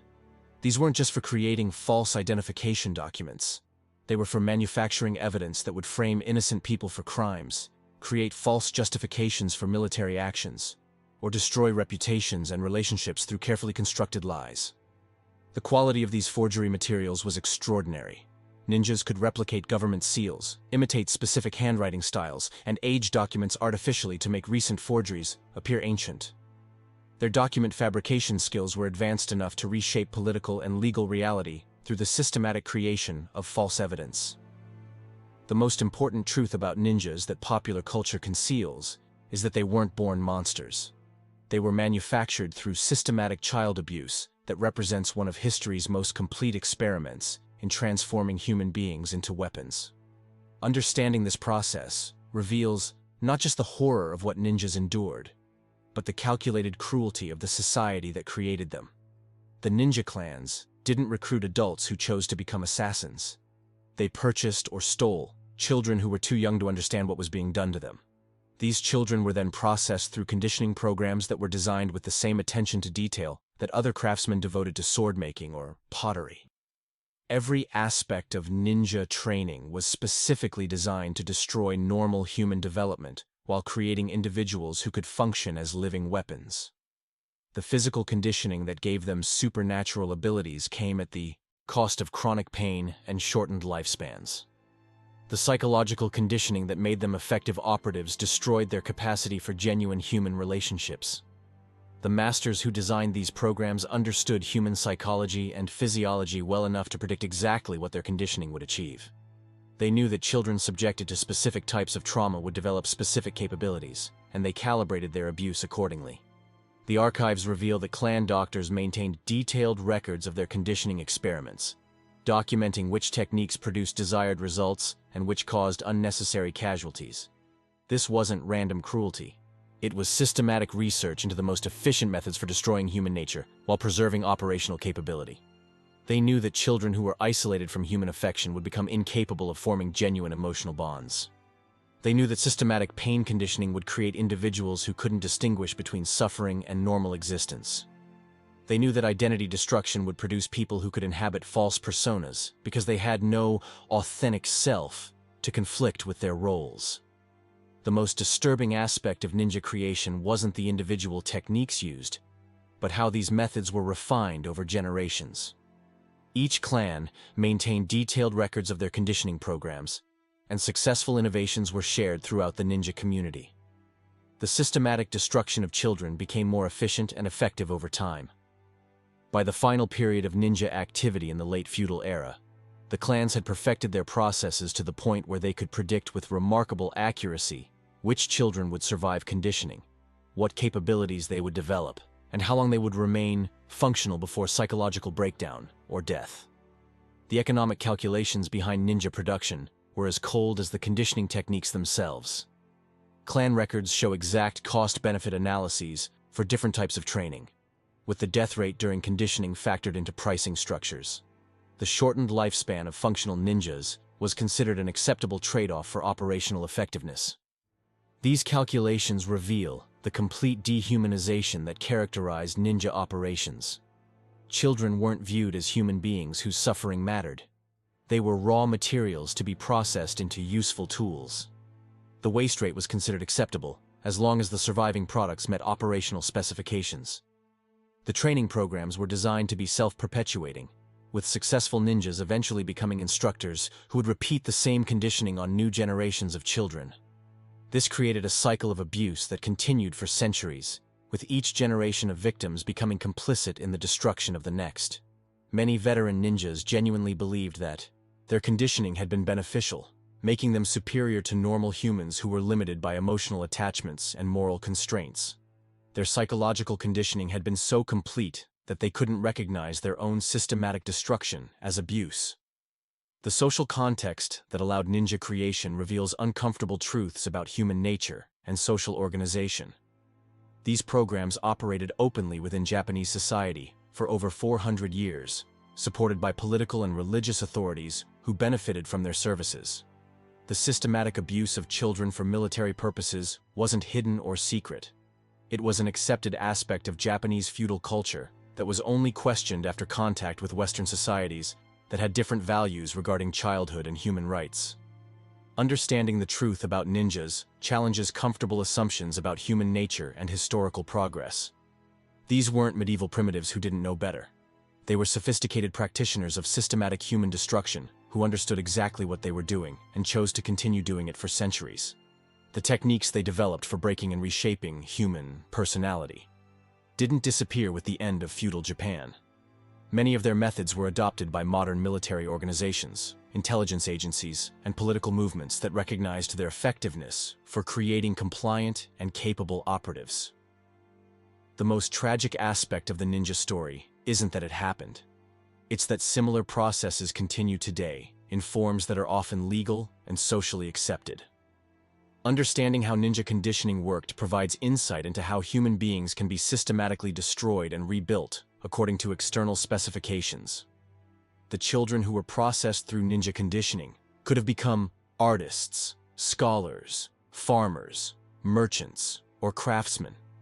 Instead, they were transformed into weapons that served no higher purpose than the political ambitions of feudal lords who are now forgotten by history. By age 25, the average ninja's body was a living catalog of deliberate damage that had been inflicted during childhood conditioning and accumulated through years of operational stress. The superhuman abilities that their training had created came at the cost of chronic pain, premature aging, and life expectancy that was typically half that of normal medieval Japanese peasants. The flexibility training that allowed ninjas to squeeze through impossibly small spaces had permanently damaged their spine and major joints. Most ninjas walked with distinctive gaits caused by chronic back pain and hip displacement that made them recognizable to informed observers, despite their attempts at anonymity. Takeshi's medical examination, conducted by a clan doctor in 1545 and preserved in detailed archives, reads like a catalog of systematic human destruction. 17 bones had been broken during training and had healed incorrectly, creating permanent deformities that affected his mobility and caused constant discomfort. Nerve damage in both hands from repetitive striking practice had left him unable to feel temperature differences or detect fine textures. His fingers had been so extensively conditioned that they resembled weapons more than human appendages, but they could no longer perform delicate tasks or experience gentle touch. The respiratory conditioning that gave ninjas their legendary ability to hold their breath for extended periods had caused permanent damage to their lungs and cardiovascular system. Chronic respiratory problems made normal physical activity difficult and contributed to the premature aging that characterized veteran operatives. Takeshi suffered from irregular heartbeat and chest pain that worsened during periods of stress. His lung capacity had been permanently reduced by years of controlled drowning exercises, and he was prone to pneumonia and other respiratory infections that his damaged system couldn't fight effectively. The sensory conditioning that created their supernatural awareness came at the cost of constant pain and hypersensitivity that made normal life unbearable. Most ninjas couldn't tolerate normal levels of sound, light, or touch without experiencing severe discomfort. Takeshi's enhanced hearing made everyday sounds painful and overwhelming. He had to wear cloth padding in his ears during routine activities to reduce the sensory bombardment that normal people wouldn't even notice. His enhanced vision made him extremely sensitive to daylight, forcing him to remain in darkened spaces during normal daytime hours. The poison immunity training that protected ninjas from assassination had caused permanent organ damage that shortened their lives even when they survived their operational careers. Liver disease, kidney failure, and neurological problems were virtually universal among veteran ninjas who lived past age 30. Takeshi showed early signs of the organ failure that would eventually kill him. His skin had the grayish color typical of chronic heavy metal poisoning. His hair had thinned and fallen out in patches, and he experienced constant nausea that made eating difficult and uncomfortable. The joint conditioning that allowed for supernatural flexibility had created a form of premature arthritis that made movement increasingly painful as ninjas aged. Simple activities like climbing stairs or lifting objects became sources of significant discomfort for people who had once been capable of seemingly impossible physical feats. Advanced ninjas developed distinctive physical appearances that made them easily identifiable despite their training in disguise and deception. Their modified body proportions, unusual joint mobility, and characteristic movement patterns marked them as products of systematic conditioning to anyone who understood what to look for. The spinal modifications that allowed ninjas to compress their torsos and fit through narrow spaces had created chronic back problems that made normal sitting and sleeping positions impossible. Many ninjas could only rest in carefully constructed supports that accommodated their damaged spine alignment. Takeshi slept on a wooden board, with specific positioning aids, because normal bedding caused excruciating pain. His vertebrae had been stretched and compressed so extensively during training that they could no longer maintain proper alignment without external support. The psychological impact of living in a body that had been systematically damaged was as devastating as the physical effects themselves. Ninjas had been conditioned to view their physical suffering as evidence of their superior training, rather than symptoms of systematic abuse. They experienced chronic pain as normal and expected, having no memory of what it felt like to live in an undamaged body. This acceptance of suffering as natural made it impossible for them to seek relief or recognize their condition as abnormal. The medical care provided by ninja clans was designed to maintain operational capability rather than promote health or comfort. Clan doctors focused on treating injuries that would prevent mission completion while ignoring chronic conditions that didn't immediately affect performance. Pain relief was considered counterproductive because it might reduce the ninjas' awareness of their physical limitations. Treatments were designed to restore function rather than eliminate suffering, creating a medical philosophy that prioritized utility over human welfare. Perhaps most chilling about ninja conditioning was the cold economic calculation that drove every aspect of their creation and deployment. Clan records preserved in various archives reveal detailed cost-benefit analyses that treated human beings as manufactured products with predictable lifespans and measurable utility. A fully trained ninja represented an investment of approximately 15 years and resources equivalent to 200,000 modern dollars when calculated using historical purchasing power comparisons. This enormous expense was justified by equally enormous potential returns from successful operations. The clans maintained sophisticated actuarial tables that predicted life expectancy, operational capability, and replacement costs for different types of ninjas based on their training specializations and deployment histories. These documents read like insurance industry analysis rather than military planning. Infiltration specialists were expected to provide an average of 8 years of active service before death, disability, or psychological breakdown made them unsuitable for continued operations. The average return on investment for these operatives was calculated at 15 times their training cost, making them extremely profitable despite their short operational lives. Assassins had much shorter operational careers, typically 3 years or less, but their missions generated such significant political and economic advantages for clan employers that their brief utility justified the training investment. A single successful high-profile assassination could destabilize entire regions, creating opportunities worth millions in modern currency. Torture and interrogation specialists represented the most economically efficient use of training resources because they could remain operational for 15 to 20 years while generating consistent income from routine intelligence gathering. However, they also suffered the most severe psychological damage and had the highest suicide rates among ninja classifications. The clans had developed sophisticated market analysis techniques for predicting demand for different types of ninja services. They tracked political instability, economic competition, and social unrest throughout Japan to anticipate where their services would be most valuable.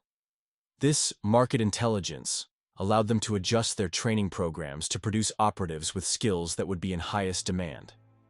During periods of political upheaval, they emphasized assassination training. During economic competition between regions, they focused on creating infiltration specialists who could steal trade secrets or sabotage competitor operations. When ninjas became too damaged to perform their original functions, the clans had systematic procedures for extracting remaining value from their investment. Some were retrained for support roles that required less physical capability.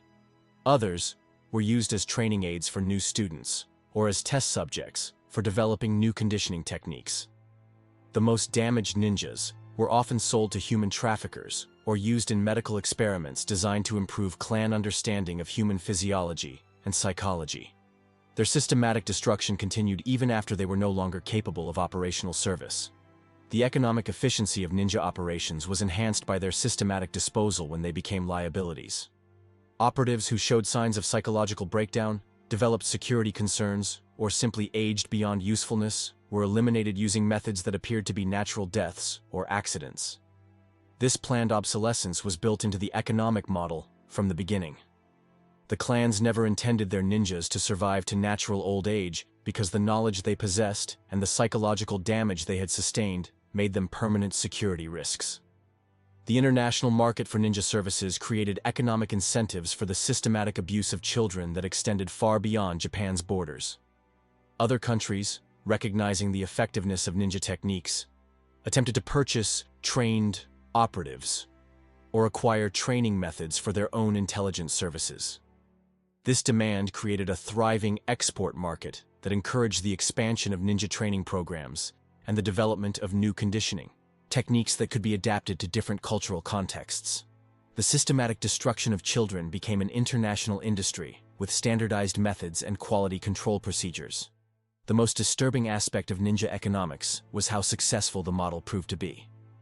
The clans operated profitably for over 4 centuries, processing thousands of children through their conditioning programs while generating enormous wealth for their leadership and employers. The financial success of ninja operations demonstrated that systematic human destruction could be economically sustainable when properly organized and marketed. This lesson wasn't lost on other organizations that adopted similar approaches to creating compliant and capable human resources. The economic records show that the most successful ninja operations were those that completely eliminated the humanity of their operatives while maintaining their functional capabilities. The clans that achieved the best return on investment were those that perfected techniques for creating humans who could function as tools without retaining any capacity for independent thought or moral judgment. By the time the ninja era ended, the clans had refined their conditioning techniques to the point where they could predict with remarkable accuracy how many children they needed to recruit to produce a specific number of functional operatives, how long those operatives would remain useful, and what return on investment each deployment would generate. The economic legacy of ninja operations extended far beyond their historical period. The techniques they developed for systematically conditioning human beings proved valuable to modern organizations that needed to create compliant and capable operatives for military, intelligence, and commercial purposes. The fundamental insight that human beings could be systematically rebuilt according to external specifications while maintaining their operational capabilities became a template for modern human resource management in contexts ranging from military training to corporate development programs.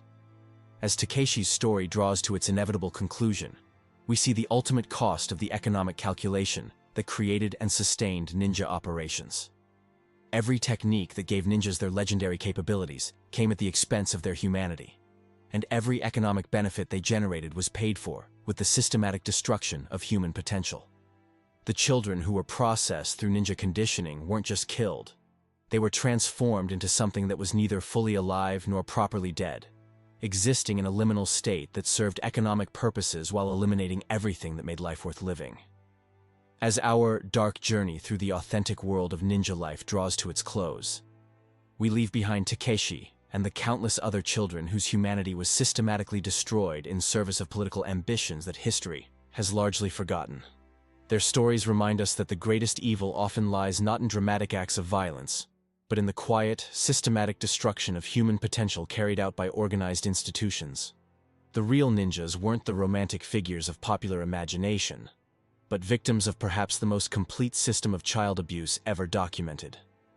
They were children stolen from their families and processed through conditioning programs that eliminated everything that made them human, while preserving their ability to serve their master's purposes. Understanding their true story doesn't diminish the remarkable capabilities they developed or the incredible endurance they demonstrated. If anything, it makes their achievements more remarkable by revealing the horrific cost at which those abilities were purchased. These were human beings, much like ourselves, born with the same capacity for love, creativity, and moral development that defines our species. That they could be systematically transformed into emotionless weapons reveals both the plasticity of human nature and the terrible responsibility we bear to protect the vulnerable from those who would exploit that plasticity for their own purposes. The techniques developed by ninja trainers didn't disappear with the end of feudal Japan. In various forms, they continue to influence modern approaches to human conditioning in military, intelligence, and even commercial contexts. Understanding how these methods work and what they cost helps us recognize and resist similar processes in our own time. The systematic destruction of human empathy, the isolation from authentic relationships, the conditioning to view oneself as a tool rather than a person. These elements of ninja training appear in modified forms throughout modern society, often disguised as necessary preparation for competitive or dangerous environments. But the story of ninjas also demonstrates the remarkable resilience of human nature. Even after years of systematic conditioning, many ninjas retain traces of their original humanity that their training couldn't completely eliminate.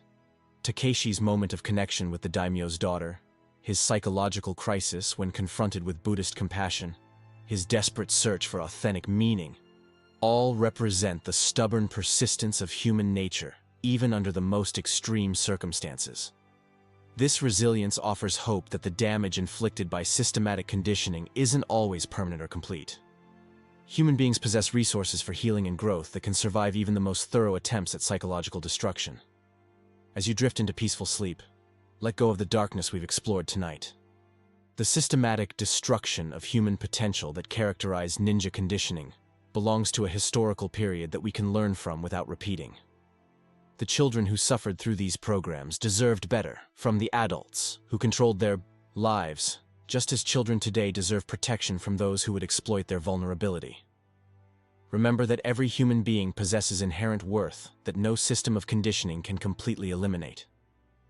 The capacity for compassion, creativity, and moral growth represents the best of human nature, and protecting these qualities in ourselves and others is perhaps the most important work we can do. The real heroes of the ninja story aren't the operatives who learned to kill without emotion, but those who retained some capacity for human feeling despite their conditioning. Their struggles to maintain their humanity under impossible circumstances remind us that moral courage often consists of small acts of resistance rather than dramatic gestures. Sweet dreams, fellow travelers through time. May your rest be peaceful and your awakening filled with renewed appreciation for the freedom to choose compassion over conditioning, authentic relationships over operational efficiency, and human connection over systematic isolation. Thank you for joining me on this difficult but necessary journey into one of history's darkest chapters. If these hidden truths about ninja life have given you a new perspective on human resilience and the importance of protecting childhood innocence, please subscribe and ring that notification bell for more ancient mysteries for sleep. Next week, we continue our exploration of systematic human destruction with Why Being a Gladiator Was Living Hell. The story of how ancient Rome turned slaves and criminals into entertainment while perfecting techniques of psychological control that would influence civilizations for millennia. Until then, rest peacefully knowing that understanding the darkness of our past helps us recognize and resist similar patterns in our present. The children who suffered to create the historical ninjas deserved our remembrance and our commitment to ensuring that such systematic abuse never again masquerades as necessary training or noble tradition. Good night, and may your dreams be filled with the laughter of children who are free to grow into their full humanity.